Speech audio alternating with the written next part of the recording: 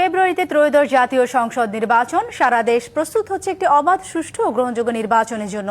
কি ভাবছেন সাধারণ মানুষ থেকে শুরু করে আগামী জনপ্রতিনিধিরা, সে কথা জানাতে ডিবিসি নিউজের ইলেকশন এক্সপ্রেস ছুটে যাচ্ছে সব সংসদীয় আসনে। এখন আছে সংসদীয় আসন 159, নেত্রকোনা 3-এ। পিএসআরএম ডিবিসি ইলেকশন এক্সপ্রেস আজ রয়েছে নেত্রকোনা 3 আসনে।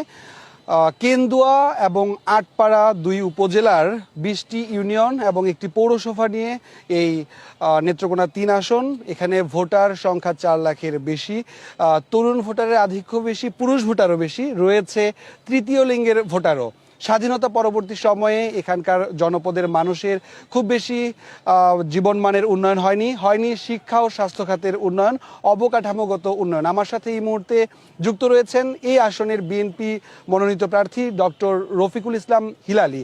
একটু বলবেন যে আসলে দীর্ঘ সময়েও কেন মানুষের জীবনমানের উন্নয়ন করা গেল না, অবকাঠামোগত শিক্ষা এবং স্বাস্থ্য খাতে কেন উন্নয়ন হয়নি?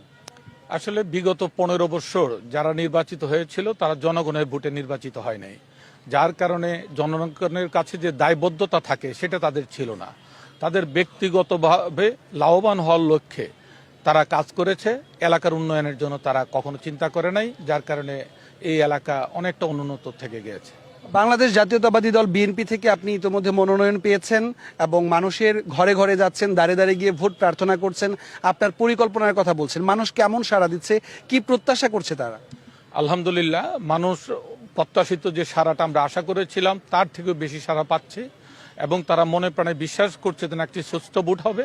এই সুষ্ঠু ভোটের মাধ্যমে বিএনপি সরকার গঠিত হবে এবং এই বিএনপি সরকার অতীতে যখন গঠন হয়েছিল তখন ওই এলাকার উন্নয়ন, শিক্ষা, স্বাস্থ্য খাতে যেভাবে প্রভূত উন্নত হয়েছিল সেই উন্নতিটা এখনও কাঙ্ক্ষিত উন্নতি তারা আশা করছে যে বিএনপি সরকার গঠিত হলে এলাকার উন্নয়ন হবে, রাস্তাঘাটের উন্নয়ন হবে, চিকিৎসা সেবা বৃদ্ধি পাবে, শিক্ষার খাত বৃদ্ধি পাবে এবং সর্বোপরি কৃষকদের যে পণ্যের প্রক্রিয়াজাতকরণ এবং ন্যায্য মূল্য নিশ্চিত করা, সেটা আমরা বিএনপির পক্ষ থেকে প্রতিশ্রুতি ব্যক্ত করছি।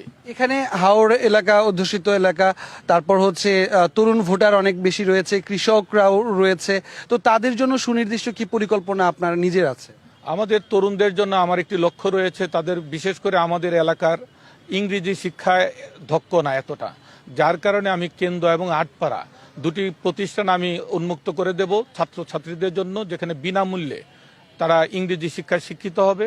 বেকার যুবকদের জন্য কারিগরি প্রশিক্ষণের ব্যবস্থা করব, যাতে কারিগরি প্রশিক্ষণের মধ্য দিয়ে দেশে অথবা বিদেশে যেখানেই তাদের কর্মের সুযোগ হয় সেখানে যেন অর্থনৈতিকভাবে তারা লাভবান হতে পারে, দেশ লাভবান হতে পারে। গ্রামীণ নারীদের জীবনমান উন্নয়নে আপনার কি পরিকল্পনা? আমাদের যে গ্রামীণ নারীদের জন্য